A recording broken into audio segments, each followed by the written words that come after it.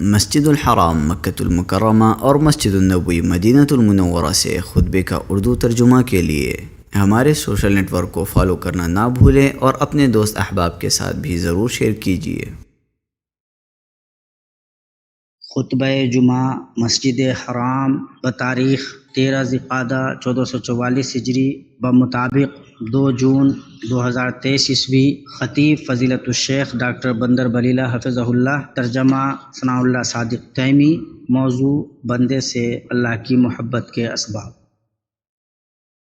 ہر قسم کی تعریف اللہ کے لیے ہے۔ اس نے اپنے فضل سے چلنے والوں کے قدم کو تقویت بخشی اور اپنے احسان سے سرگردہ لوگوں کے دلوں کو ہدایت دی۔ اس کے لیے سب سے بیش بہا، معزز، پاکیزہ اور افضل حمد ہے۔ اس کے لیے فضیلت والی، مبارک و پاکیزہ حاصل حمد ہے۔ اور میں گواہی دیتا ہوں کہ ایک اللہ کے سوا کوئی معبود برحق نہیں، اس کا کوئی شریک نہیں، وہ بادشاہ واضح حق ہے۔ اور میں گواہی دیتا ہوں کہ محمد اللہ کے بندہ اور اس کے رسول ہیں۔ آپ متقیوں کے امام اور روشن و تابناک لوگوں کے قائد ہیں۔ درود و سلام اور برکتیں نازل ہوں آپ پر، آپ کی پاکیزہ آل پر، چنیدہ اصحاب پر، تابعین پر اور تا قیامت درست طریقے سے ان کی پیروی کرنے والوں پر۔ اما بعد، اے لوگو، میں آپ کو تقوی کی تلقین کرتا ہوں۔ یہ سب سے مضبوط قلعہ اور سب سے خوبصورت پوشاک ہے۔ اللہ تبارک و تعالیٰ کا فرمان ہے، اے ایمان والو، اللہ تعالیٰ کا تقوی اختیار کرو اور سچوں کے ساتھ رہو۔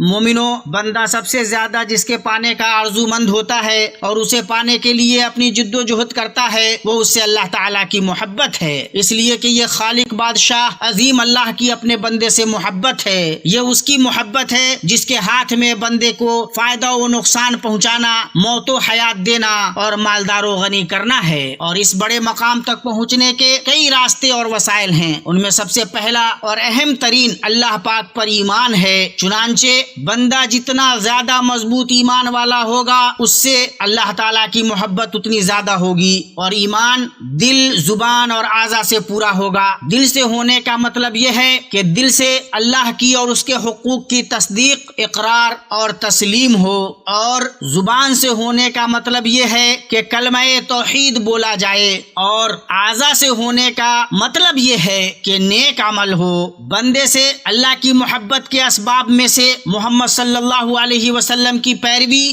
آپ کی شریعت کو قبول کرنا، آپ کی سنت پر عمل اور اس کے منافی امور کو چھوڑنا ہے۔ اللہ تبارک و تعالیٰ کا فرمان ہے، کہہ دیجئے اگر تم اللہ تعالیٰ سے محبت رکھتے ہو تو میری تابعداری کرو، خود اللہ تعالیٰ تم سے محبت کرے گا اور تمہارے گناہ معاف فرما دے گا۔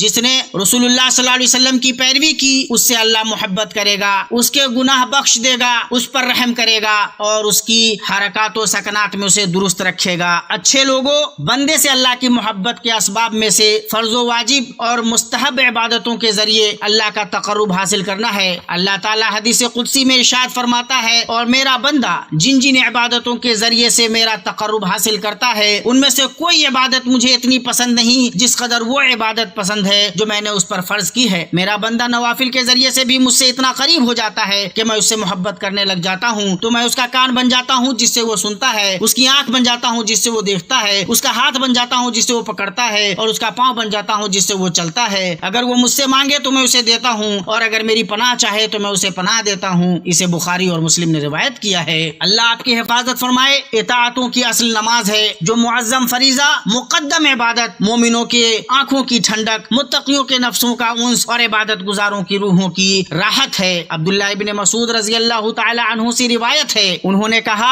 میں نے نبی صلی اللہ علیہ وسلم سے پوچھا، اللہ کے نزدیک سب سے پسندیدہ عمل کون سا ہے؟ آپ صلی اللہ علیہ وسلم نے ارشاد فرمایا، نماز کو وقت پر ادا کرنا۔ اسے بخاری اور مسلم نے روایت کیا ہے۔ تو بڑی کامیابی اس کی جس نے اسے ادا کیا اور قائم کیا، اور وائے ناکامی اس کی جس نے اس میں کوتاہی برتی اور اسے ضائع کیا۔ اے اللہ، ہم تجھ سے تیری محبت مانگتے ہیں اور ان کی محبت مانگتے ہیں جو تجھ سے محبت کرتے ہیں، اور اس عمل کی محبت مانگتے ہیں جو ہمیں تیری محبت کے قریب کرے۔ اے اللہ، ہمیں قرآن و سنت میں برکتوں سے نواز، ان میں موجود آیات و حکمت سے ہمیں فائدہ پہنچا۔ جو آپ نے سنا میں وہ کہہ رہا ہوں، اور میں اپنے لیے اور آپ کے لیے اور بقیہ سارے مسلمانوں کے لیے ہر گناہ اور خطا کی اللہ تعالیٰ سے مغفرت طلب کرتا ہوں۔ آپ بھی اس سے مغفرت طلب کیجیے، بلا شبہ وہ توبہ کرنے والوں کو بخشنے والا ہے۔